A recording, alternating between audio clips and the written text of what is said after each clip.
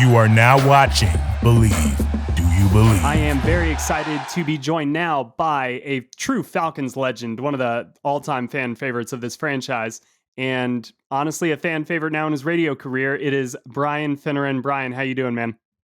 Good. Well, how you doing? How you been, buddy?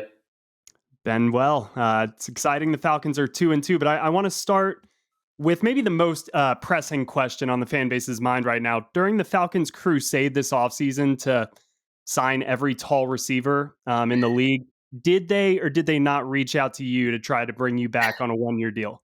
I was not. They did not reach out to me. I've, Oh. if they did, I would have taken my name right out of the mix. When you, but I did. I did like the idea of those big body receivers because I don't know. I think it gives the quarterback a little extra advantage as far as what they're looking at. You know, you had Julio and Roddy for a handful of years when Matt was doing it. Mm-hmm. And now you give Marcus an opportunity to have guys like Drake London and Kyle Pitts and a couple other guys that were in there. So I thought it was a nice idea, and it looks like those are the type of bodies that Arthur Smith wants on the receiver corps. So, but it's always. He also said Zacchaeus is a nice player too. So he appreciates football players, I think, is the key. But he also probably has a lean towards a big guy. Well, I think it's interesting in kind of the way that it looks like he likes to run an offense is run game, run game, run game. If we're going to take a play action shot, it's going to be down the field.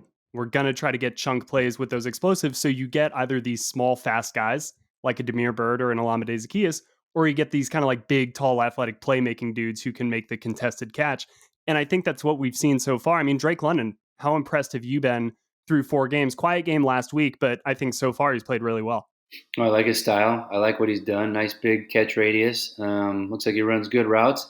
I don't think he's going to blow you away like a young Jamar Chase or Justin Jefferson, but he's a nice enough player as a young player in the NFL to make a serious impact if you can get him involved. And I think they're trying to.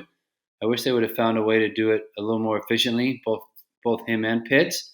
But the one thing I noticed about Drake when I looked at some of his college film and watched him up at training camp for up Flowery Branch with the Falcons this year, he always seems to go upfield. I never see him really go backwards. Catches the ball, makes a guy miss, catches the ball, gets hit, falls forward. Guys like that sniff out the end zone, sniff out the first down marker, refuse to let one person bring him down. So I really appreciate Drake in that part of his game, along with all the athleticism and jumping ability and other stuff. But that tenacity he shows, not going down early, is what I really like about him. He shows that tenacity in a couple of ways. I mean, I think he's a hell of a blocker. I think he's kind of underrated in that facet of his game, but also, you know, that tenacity kind of got him in trouble against the Browns with the face mask penalty, but you kind of live and die with that. You'll take that because you'd rather have a guy that you have to pull back, as Arthur Smith says, than really motivate and get them going. But let's pivot a little bit. Some breaking news kind of right before we got on. Kyle Pitts, I guess, didn't practice on Wednesday as we record with a hamstring injury. You know, obviously it's way too early to tell. There's still the rest of the week to go. But given that Cordarrelle Patterson is already on IR for this game, and we'll touch on him in a second, how big of a loss would it be for this Falcons team that's looking to win 3 in a row if Kyle Pitts is even hampered, let alone not able to go? It's a good question because I don't know that I have a definitive answer. They haven't attacked him. They barely targeted him like they should. Was he 4 targets last week, 1 catch, 25 yards or something? Before that, It's 2 catches, 1 catch. It's been a colossal letdown as far as what we thought he would be after what he and Matt Ryan put together last year in his rookie campaign. So in that regard, I mean, in the passing game, which has really struggled for the Falcons in the first few games, I don't know how much it'll hurt you. He hasn't done jack, so I'm just kind of I love him in the passing game, but it ain't working so far this year. So in that regard, I don't think it hurts him at all. In the run game, I don't think he's a great blocker. So maybe, I don't know if they bring somebody up off the practice squad if he, in fact, doesn't play, or a couple of the other guys that are already on this roster. If Parker Hesse gets more snaps than he's already getting, I seriously going to – it is insane. Good for Parker Hesse doing Yeah. what he's doing, but I think it was 46 snaps last week, which is 36 too many in my opinion. But the guy, they love him. They They love what he do. brings to the table. He's a hard worker. He can block. He can run some routes, catch the ball, I guess, a He's like a little bit. coach's kid on this Yeah, roster. It's he's 100%. literally just like a coach's kid. Blows my mind. So I think teams key on Kyle Pitts defensively, but I don't think they need to as much as they've been doing. I think that's evident from what we've seen the first 4 weeks.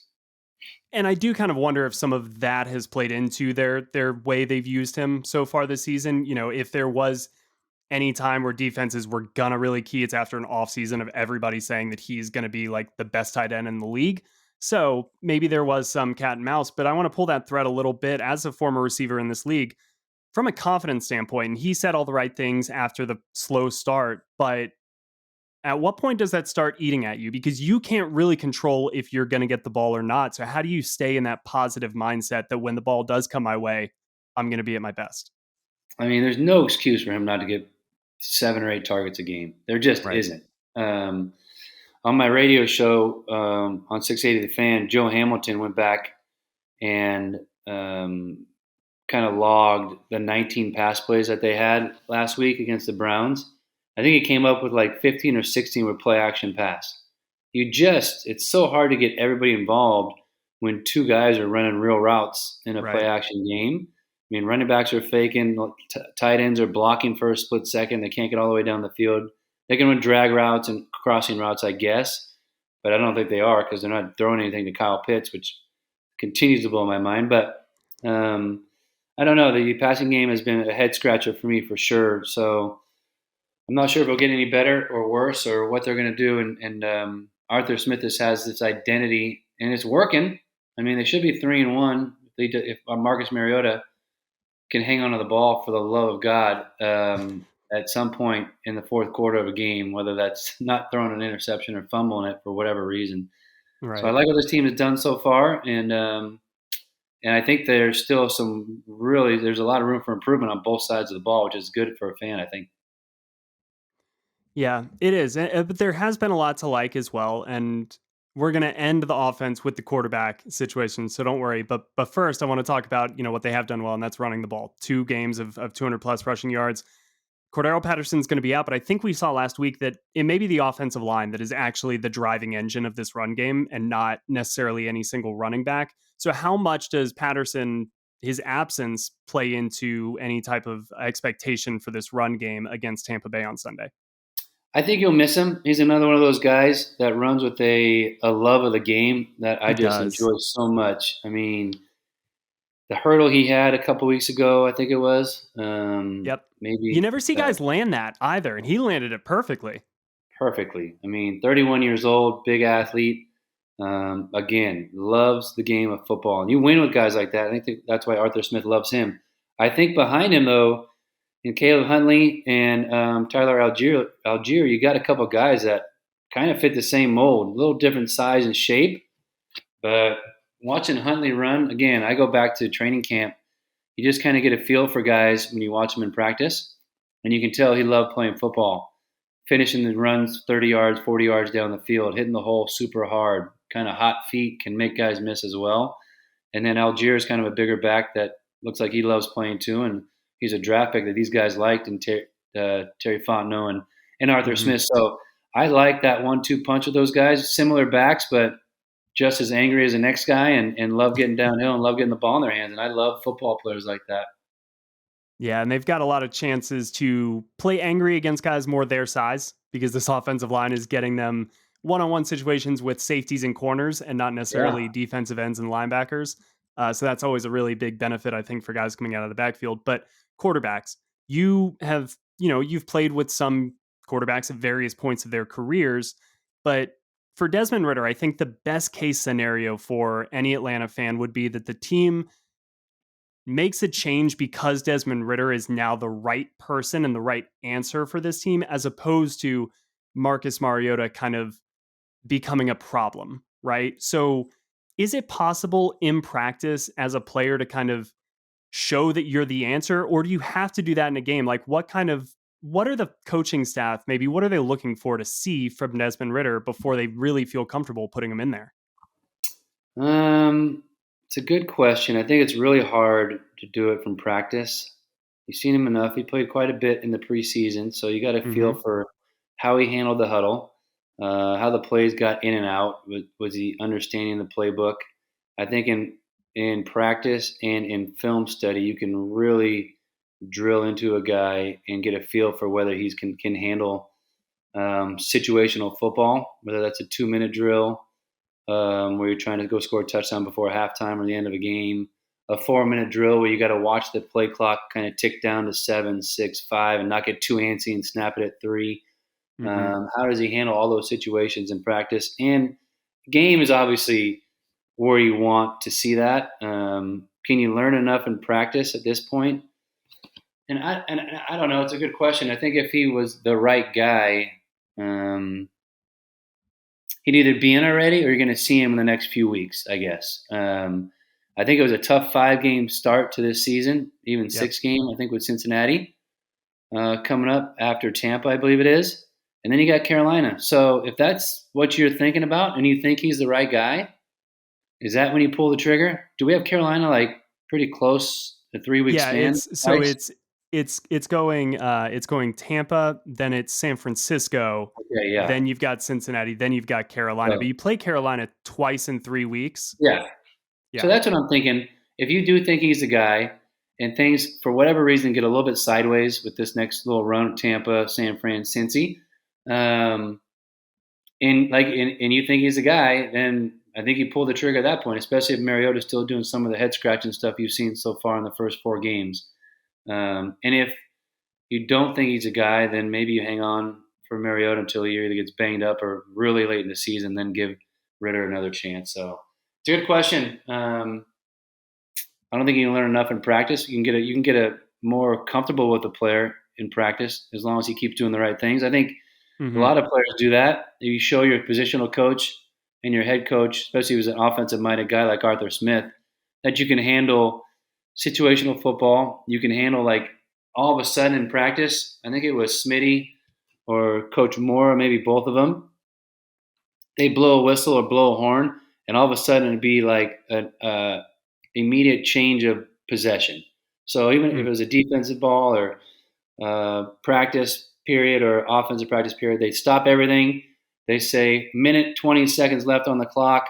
Off first offense versus first defense on the ball, the 25-yard line. You got one timeout. Go. Now the coordinators have to get their ish together. The defensive coordinator's got to get his stuff together, and then you rock and roll. And you see how they handle situations like that. So it's possible to make it close and make sure they don't freak out. And I hope they saw enough in the preseason. And I liked what Ritter did. I think he's a Yeah. winner. I think he showed us that at Cincinnati. I think he showed a lot in the preseason, but it is just like kind of any job is you've got to show that maybe you're ready for more responsibility. It just so happens that in the NFL, that more responsibility could be the difference in being a backup or a starter. Right. So let's talk real quickly about this matchup on Sunday against Tampa Bay. The winner will be in first place in the NFC South, which seems insane that we're talking about that, but it's week 5. That doesn't mean anything. Right. Um, that being said, when you look at Tampa Bay's offense, obviously Tom Brady's the headliner, but Mike Evans, Chris Godwin, Julio Jones, Russell Gage, Leonard Fournette, like a lot of offensive skill weapons here. Atlanta's defense, I think, has done okay throughout the start of the season. They've kept them in games, but they haven't necessarily been dominant. How would you approach this matchup if you're Atlanta's defense going against such a loaded offense? Well, they're banged up. You got Julio Jones trying to get back on the field again, which seems like I know, Groundhog Day unfortunately. all over again. Unfortunately for him, because I love the guy. I want to see him out there playing. Maybe not Right. this week, but in the future. Tom Brady got jacked up in the shoulder last week on a strip sack, so I hope to God that's bothering him. Leonard Yeah. Fournette's big old back. You got to bring your pads with you if you're going to hit him and bring him down. And I like our linebackers and our outside backers to set the edge and do that. You just need a couple more plays throughout the course of a game, and they've had the opportunity to make a couple of those plays late in games where they've come through. D. Alford, I like how he plays. I think Grady Jarrett, the two wins that they've had, has come up huge with sacks and pressure on quarterbacks to help either force interceptions or put them in down and distance situations where they're desperate and they got to throw it up, and our guys have come down with it. At times, what drove me crazy was it the New Orleans game when it got soft.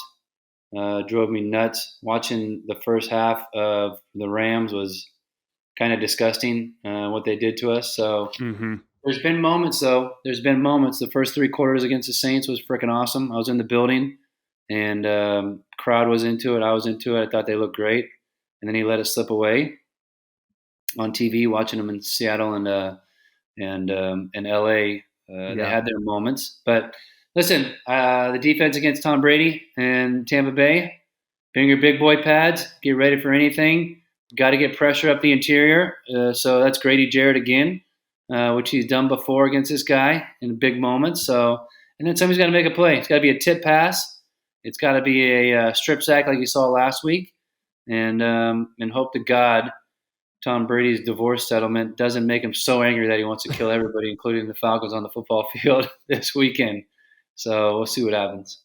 Yeah, it's the last thing is you need him with a chip on his shoulder for Right. whatever reason out there on the field. But you mentioned, yeah, the interior pressure. I think obviously the game script played into this a lot on Sunday night, but Kansas City did a great job getting to Tom Brady with four guys, or at least getting him uncomfortable with four guys. And I think it could be a little bit of a similar script for Atlanta is make him drop the ball off underneath to the backs, to the tight ends, and don't let Mike Evans and Chris Godwin beat you deep. And then like Grady Jarrett, hopefully wreak some havoc on the interior and maybe get one or two sacks to keep this awesome start going. Before we let you go, though, Brian, I am one half of this podcast. The other half is Ovi Mihaly, who I believe you know pretty well as a former teammate. So I just got to ask, do you have any good Ovi Mihaly stories to leave us with before we get out of here? Oh, man. Ovi was such a character. I love Ovi. He was a great teammate. Played every special team pretty much. Was a core special team guy. He has got a little Hollywood in him, which He wasn't does. really my flavor, but he worked it well. He could hang out with the Hollywood guys, and he can also yuck it up with the lunch pail and lunchbox guys as well, because that was kind of the attitude he had when we got him in from Baltimore. And he came in here and was one of the good players that opened up holes and had that job. Not a lot of guys wanted to do in the fullback position. A real fullback too that would open up and take on middle linebackers and bang with people a lot. So since we stopped playing, we lived in the same neighborhood, and he kind of lives. It's a big neighborhood here, and he lives on the other side of the hood a little bit. And for whatever reason, we'd go to these different events, golf tournaments, community events, and we'd always see each other. So we'd see each other like 3 or 4 times in a 6-month period, and not one of them would be in our own neighborhood. So that was a running joke between Ovi and I. He's like, we got to leave the neighborhood to go see each other wherever the hell we're going. So it's been funny. But he's been over here with his kids.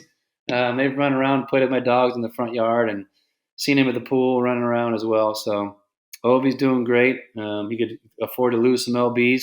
Keep him on his diet over there. Whatever you got to do, Will. Stop feeding him pizza and beer, whatever you guys are doing during your podcast, and do it. But I love him as a teammate, and he's a good friend, and will be for a long time.